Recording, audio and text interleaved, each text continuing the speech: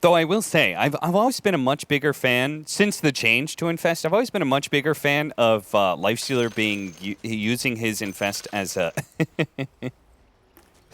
Thank you, production, for that.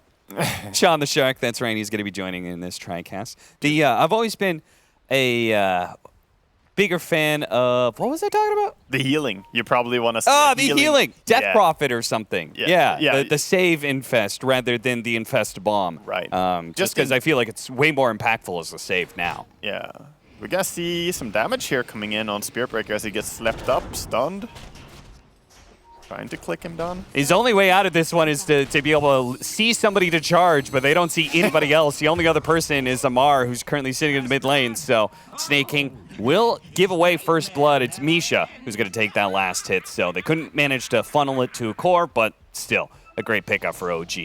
Yeah, no creeps on the map yet, buddy.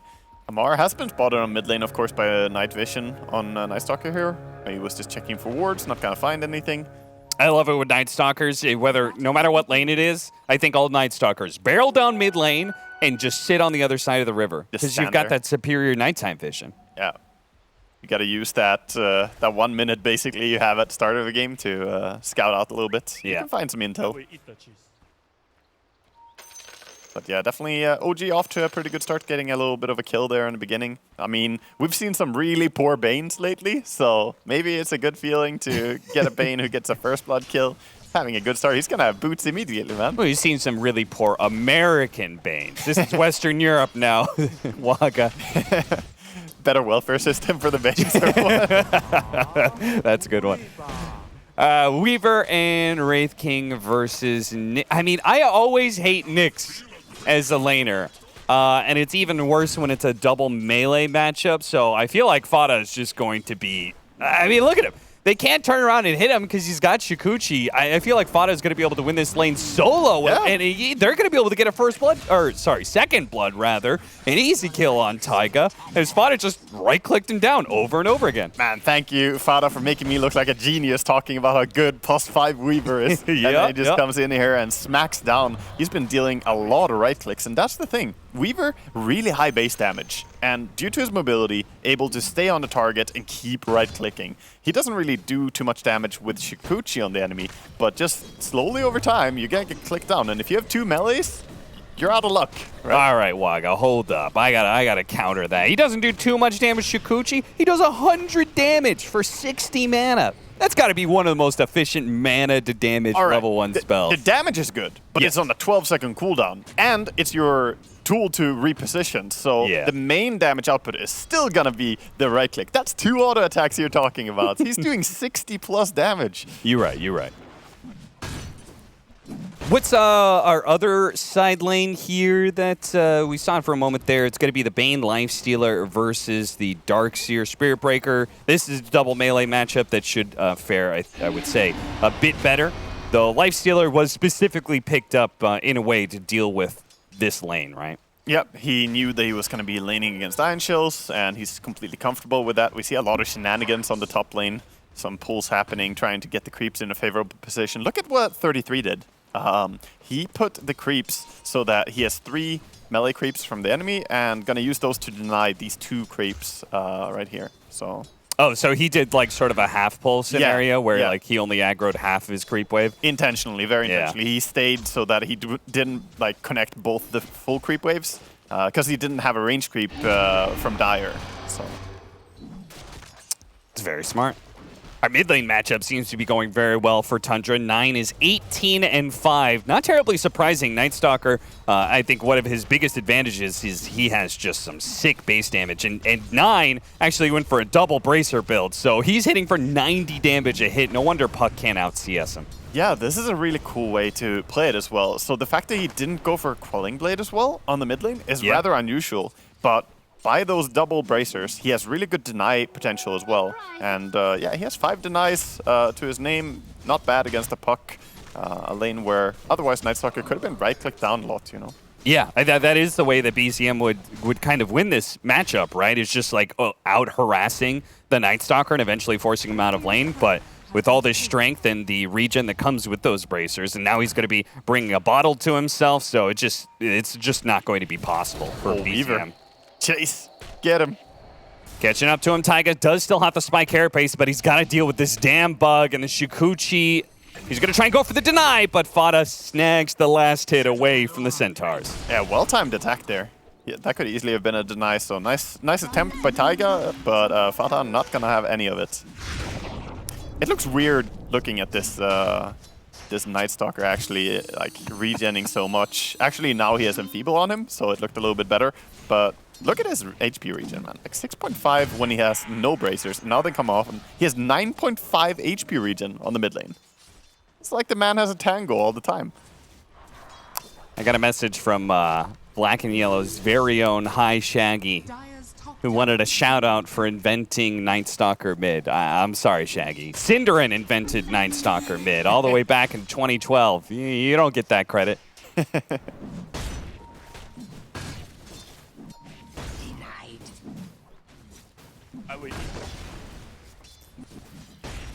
Dota is one of those games. A lot of things have been around for a lot longer than you expect, and then it comes back into meta. You know, it's like Core Axe receiving attention lately, but it's been played a long time ago as well.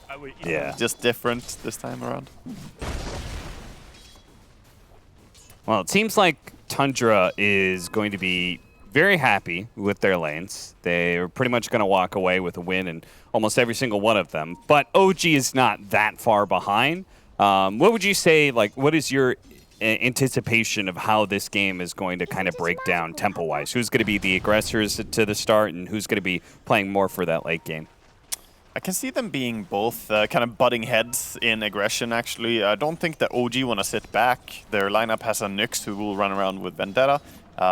So I think both are going to be rather aggressive. Obviously, the Spirit Breaker team with Iron Shell, I think, is going to really try and turn up the pace, though. Now we do have nighttime as well. Our first nighttime is here, and I think a lot of off-lane Night Stalkers would just like chill out during this period of time. But this is a mid Night Stalker. He's already got his level 6, and he's going to be coming down to this bottom lane where they brought Misha to kind of tri-lane. Misha is there for the defensive nightmare, and so they're not going to be able to kill this Night Stalker by any stretch of the imagination, but they can at least tell him, hey, you got to get back to that mid lane. There's nothing to be found here. Yeah, OG react well, they back up in good time, and that's a lot of time not, wasted, but Nine has to make his way back towards the mid lane, and Puck has happily been farming away. Good attempt rotation, though.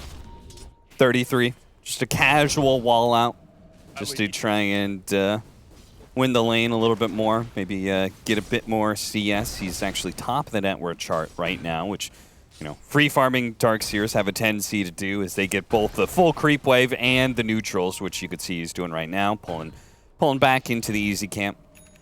Yeah, he was also trying to send his Lucian to stack, but he's going to get help from Snaking, stacking up that big camp, so they have a triple stack on the triangle big camp there for Radiant. That's nice. TP's coming in. They're going to bring in the Spirit Breaker here. They've got the vision for the charge. Really nice impale coming out from Taiga, but he's still kind of stuck. There's no way out of this one, I think, unless, no, he's actually good.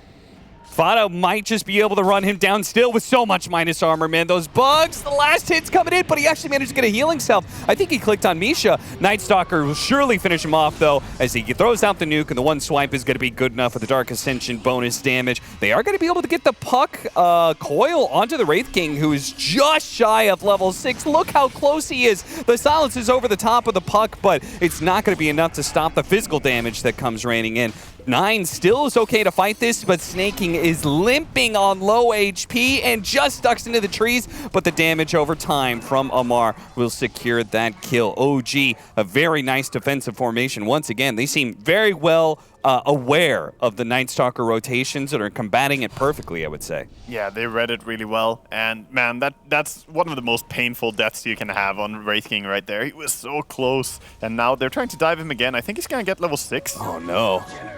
They popped the glyph. Look at him. They're trying really hard to prevent him from getting that experience, but he finally does. The creep, one creep, is all he needed to be able to get level 6. He's dead once, but is he going to be able to get out? I mean, okay, it looks like Misha's going to TP out. They're all retreating, probably in part because there's a Spirit Breaker in the game, so you can never say nobody can be here, guys. Let's just keep diving. Yeah, we see a lot of aggression on bottom lane, but meanwhile, 33 just farming away. He got the Vanguard, he's going for that Orchid, we've seen it before from him, and it's going to be an early Orchid. That could be problematic for both Bane, Puck, and even something like Lifesteal can get caught out by it.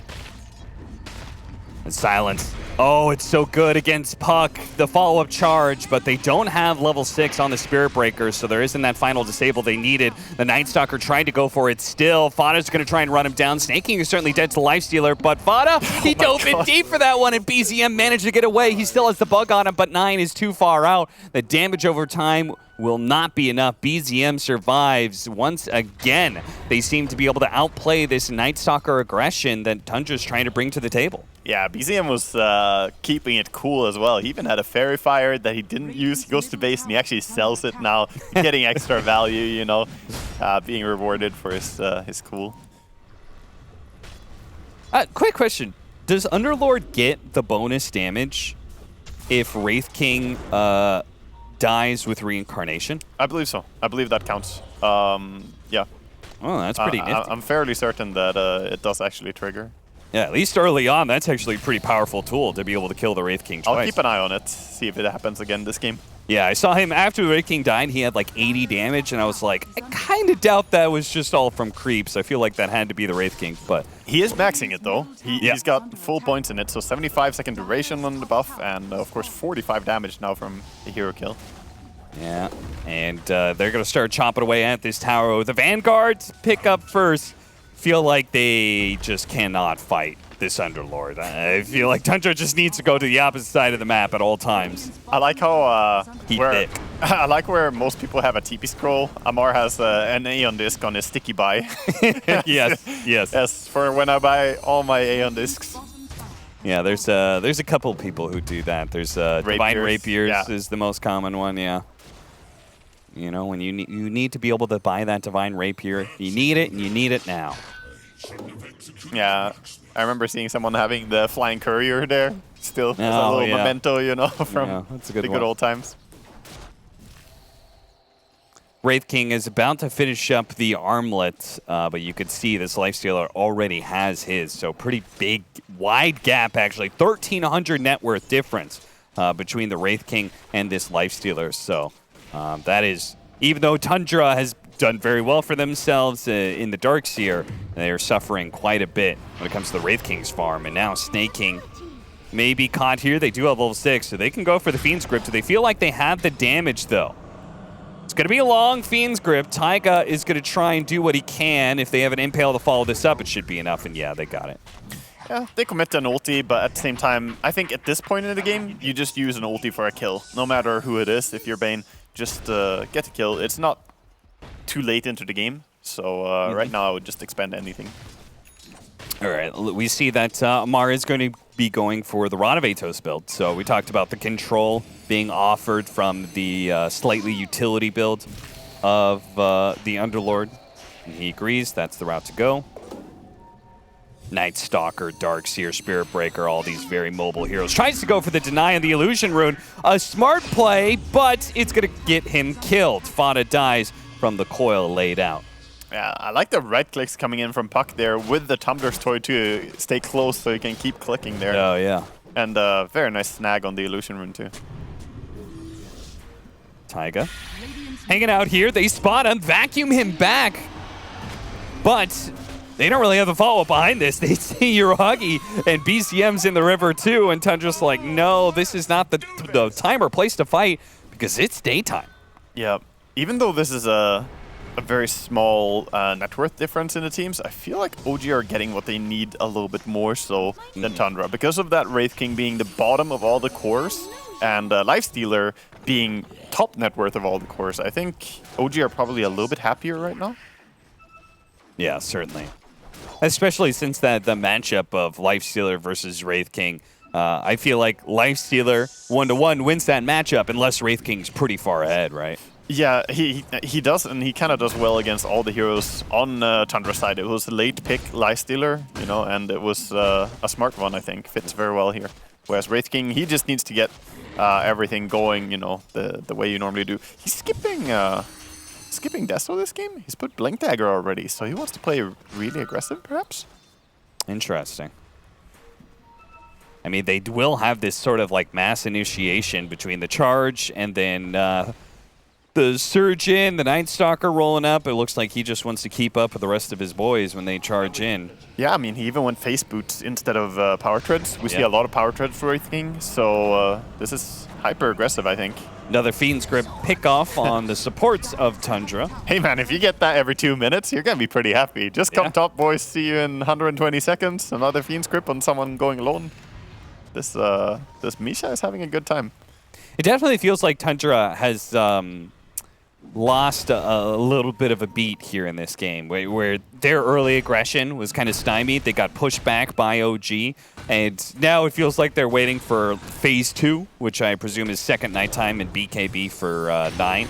That's the next time they'll feel really strong, but charge coming in. Taiga does have that spike carapace. It's not going to stop them for too long, though. Snake King, does he really want to go for this? They're going to pop the Dark Ascension as we go into nighttime as well. With this double damage, the Night Stalker hits super hard. They free him from the Nightmare, go for the kill onto the Bane. The Infest is not going to be enough to save him. Bane falls, but there is going to be a Mar. He comes in, a beautiful Pit of Malice that does a decent amount of damage with the Firestorm as well. Snake King trying to go for the charge on a BCM. They do not have the Orchid nor the Silence up on Night Stalker just yet, but a BCM isn't careful. He could get caught out. I think Tundra can be fine here. If that was a higher level Pit of Malice, like the fact that he goes for this 4-1-4 build, he's not really ready to teamfight so much in MMR. Again, he's playing very greedy the way that he likes to play as an offlaner, and there's a reason for it. He makes it work, but this is a little bit too early to have those big 5v5 engagements, I think, for the side of OG. Yeah, maybe if he had that Rod of Atos, just, you know, a minute sooner. But he's got it now, so much better opportunities to be able to hold one person in place for a long period of time. Yeah, certainly so. And we see everyone just kind of scramble back to farming, but it looks like OG want to pressure for that mid tower again. They feel ready. With Rod of Atos, I think they're capable of fighting. Yeah, no Dark Ascension, no wall. Kind of awkward silence there. Just run up in silence and run away. Yeah, 33 went for this early Orchid, and we haven't actually seen it pay out a single kill yet. We've seen it used a couple times, but I think every single time that the person has still managed to survive. Taiga scouting people out is going to be caught by the sneaky Sentry and Vision from Fada. But ultimately, I don't think OG is too upset with that. They got the mid tower. Taiga's like the only one that they're killing in this game.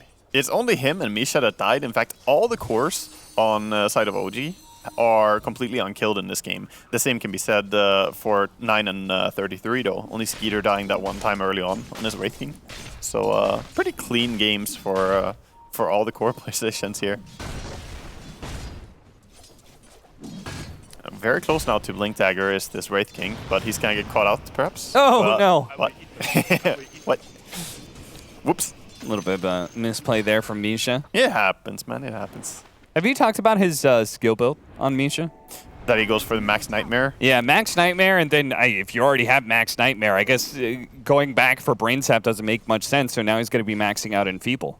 Yeah, it's a very curious build. I don't know if he's going to max out Enfeeble fully, or if he just wanted to get one extra point in it, and then go back for at least one more point in Brain Sap would be nice. It does double the damage that you do with it, and of course the healing you get. Yeah.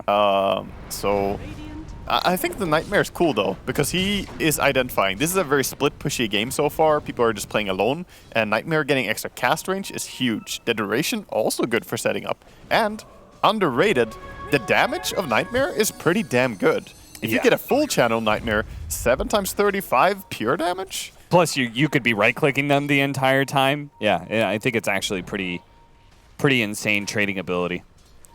Smoke up. A 3-man smoke here from OG, and the other two invisible.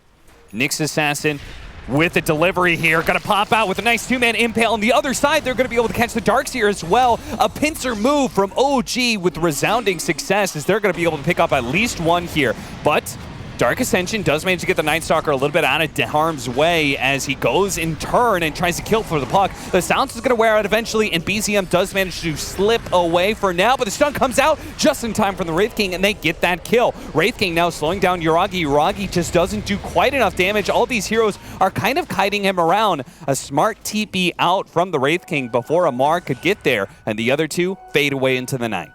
Yeah, buyback was used by Misha there. You could see the power of Night Stalker and Weaver working together there when they just run in and fight. Also Spirit Breaker being kind of sacrificial in his dive there. They bring down the puck, and an interesting team fight that was chaotic to say the least. There was just battle all over the place. Honestly, I thought that was going to be so much better from OG when they caught the Darkseer at the start and hit that two-man impale. I mean, it was a beautiful initiation, but I think brilliantly played by especially 9 around that cliff area.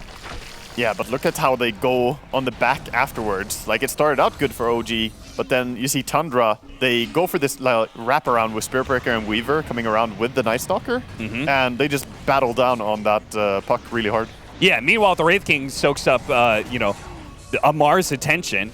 He's got his extra life, so he's kind of fine, and you pointed out perfectly. Snake King starts that whole fight with a very sacrificial charge play. In the game now, though, we have a Roche attempt here. They're trying to sneak it early, but it's being contested. Yeah, it's certainly going to be a big contest. Impale out, they managed to get the Orchid onto Lifestealer. Lifestealer is a bit skittish about that. He doesn't like these silences. He's going to call for a retreat here off of Amar.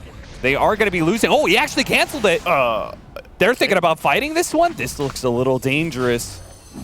I guess they're not going to be punished for staying. They read that they don't have to skip out immediately, but they also probably can't stick around to contest and try Roche. The Darkseer wall is so fantastic in these scenarios, by the way. He just put it on the Roche pit, making it very difficult to go in and do anything. Yeah, even if you don't have like some big agility hero, as you said, the terrain itself makes wall an incredibly annoying tool, and OG re-aggress here as the Night Stalker doesn't have Dark Ascension. It's daytime, so OG is feeling pretty good about themselves. They scare back Tundra. They don't find a pick, but they do create enough space for them to be able to go back into the pit. Dark Ascension's back up now, though. This is so hyper-aggressive. They're just insisting, like, we're going to take Roche. There it is. Pops that darkness and looking for a pick, but that Nightmare, so annoying while he's on the cliff area.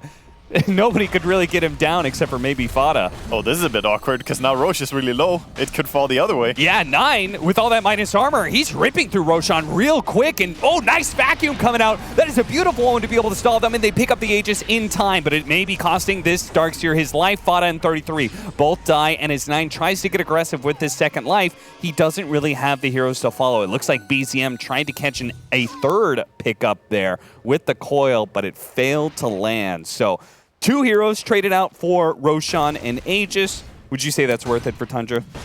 More than worth it, I think. They're probably really happy. It's also just the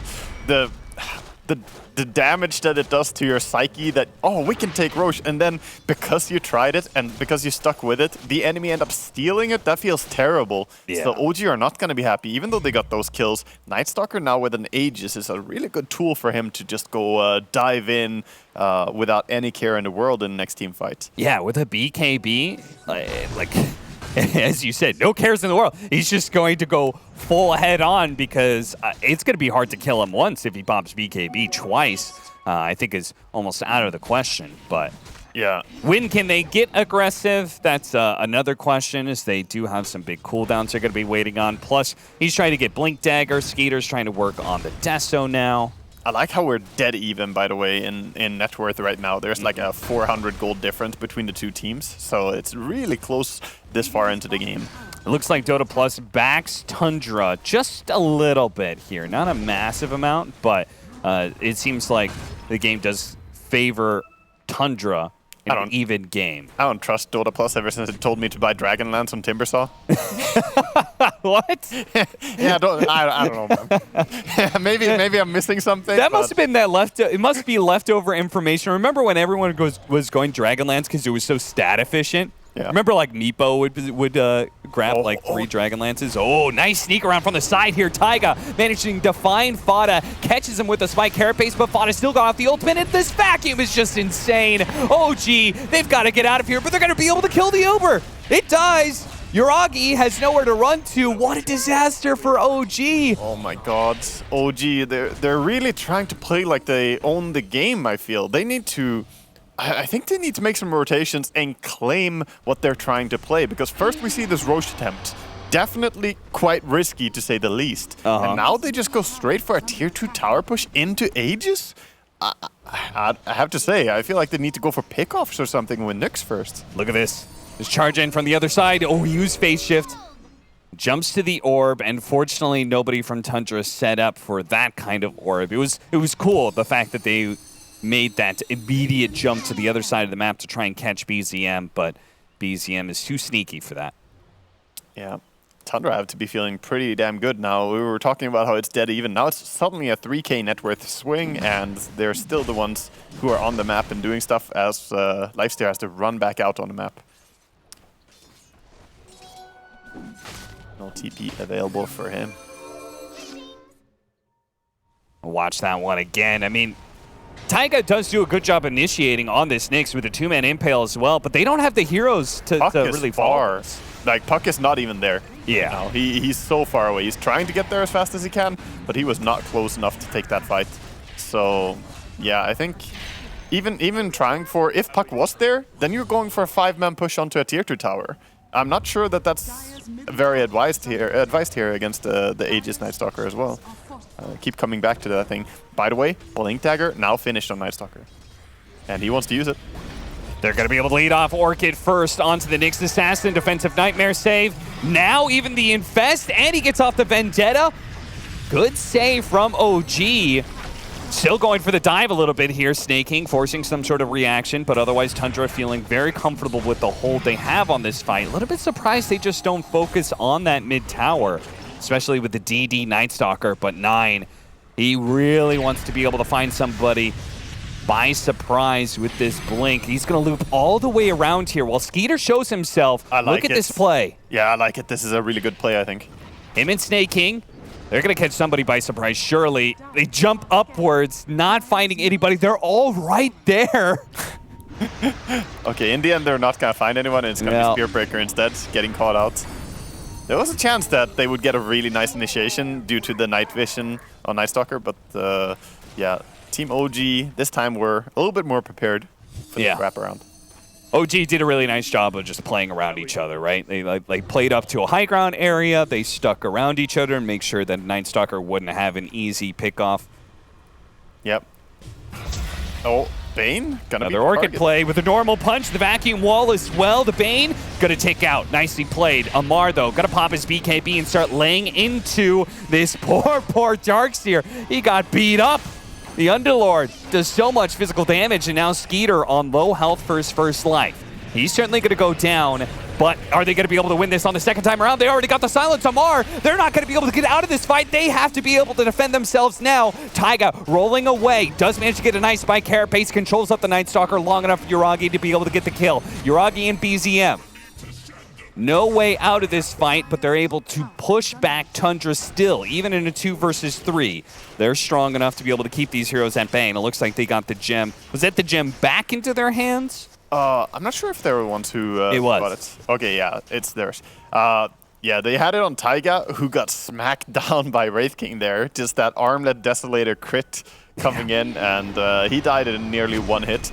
By the way, I did confirm in this fight that you do get damage from Wraith King dying with Reincarnation. Oh, okay. So, nice little bit of touch. Didn't have any impact in this fight, as Underlord immediately was the target by Night Stalker and got brought down. This is that... Have you played Darkseer since they've made this sort of change where you can go this kind of single target build?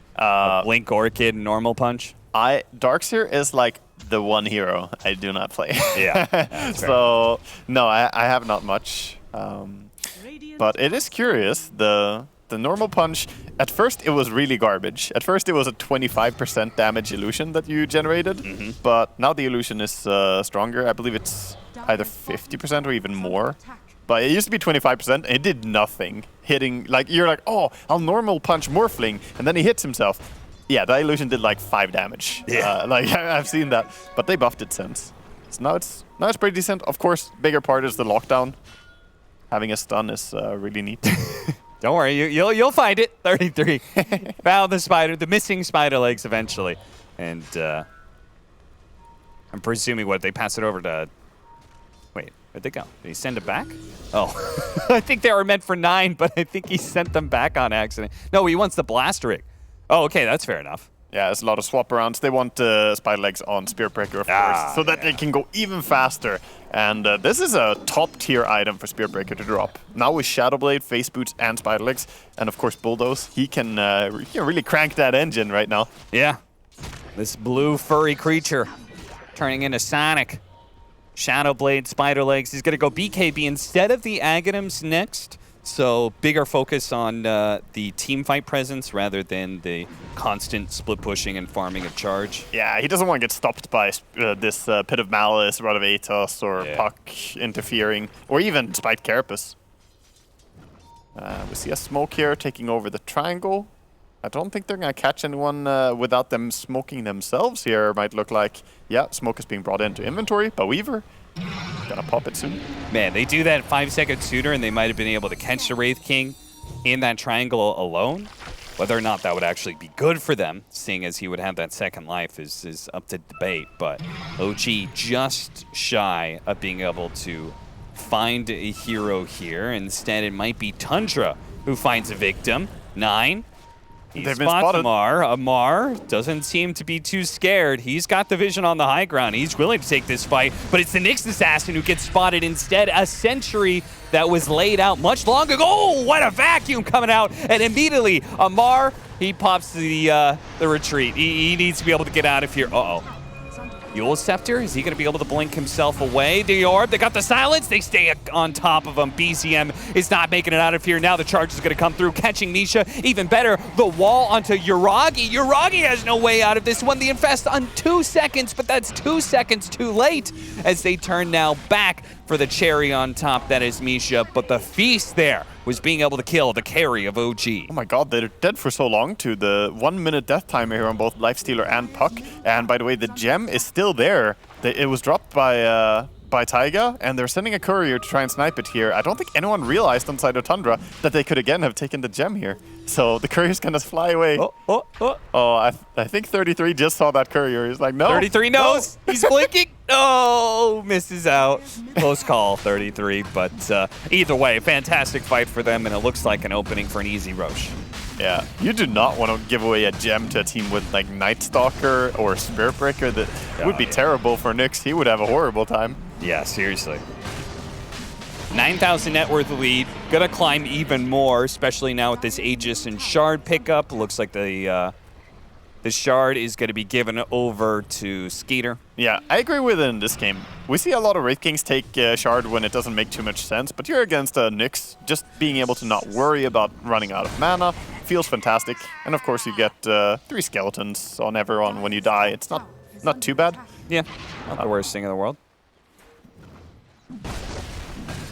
What do you think about this build-up he's going next? I expected AC to try and combat the one-on-one against Lifestealer more, but he actually has the Orchid queued up instead. Yeah, going for a second Orchid when they have Night Stalker as well. They're just doubling, tripling down on Silence in this game, and it makes sense. Silence is fantastic against the lineup that OG are running. Yeah, Puck, Lifestealer, those heroes are particular, and that's why Lifestealer is actually going to go for a BKB himself. Yeah, he does have, of course, the Satanic to get rid of Orchid, and he also has Paladin Sword, so his neutral item drop was really nice in this game. That's like S-tier item for Lifestealer to get here. Yeah, that is a sick one. He even has Sanch, so his Lifesteal is incredible. I guess it is the name of the hero. He's identifying as the Lifestealer. Amar, looks like Shiva's up next for him. I'm kind of expecting both those armor items to be grabbed. Taiga, this was the place he died last time, so he's got to be a little careful here. I don't think he's being too careful, but... Yeah, maybe not careful enough, as 9 is going to be able to find him with this BKB. He's been caught by the feed script, though, and he's taking a lot of physical damage, but oh, look at that! Fada has the Aghanim Scepter, and he bails 9 out, gets him right back up to full health, and now his DD Wraith King is just laying into people. Amar is going to be going down pretty soon here. His 33 should be enough to chase him down with a nice normal punch to the jaw. Down falls the giant BZM, trying to get away from this Night Stalker. Everybody huddling around these tier 2s, but the tier 2, it's not going to save you from the bad boy and Skeeter. He charges right in, goes for Misha. Now the Night Stalker Silence, managing to catch the back line, goes for the Puck. The Yules does manage to buy this Puck a little bit of time to be able to get away, but it does cost Taiga. He's going to be the one left behind, and Amar, he bought back, TB'd in, and then Dark Rift right back out. Even with the extra life, they weren't a match for Tundra and all their strength right now. Yeah, Tundra are just so overpowering in these fights, and I think a lot of it comes down to like the fact that they have this advantage. Look at the support. Look at the net worth difference on the two support roles, right? Yeah. You have such big supports on Tundra. This Aghanim's Weaver, and they're diving in here. They're just killing off Puck like it's nothing.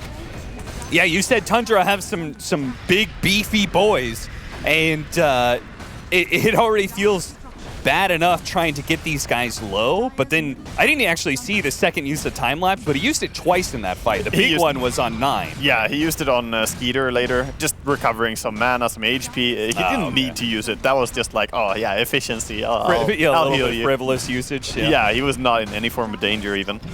But 9, it was like 9 was actually down to like maybe 25% of his HP with Yuragi laying into him. That was a team fight winning time lapse. Yeah, that was intentional bait as well, right? 9 just flew in super aggressive, knowing that he can trust his buddy to bring him out of that. And of course, I don't think OG expected there to be a Weaver Aghanims right there.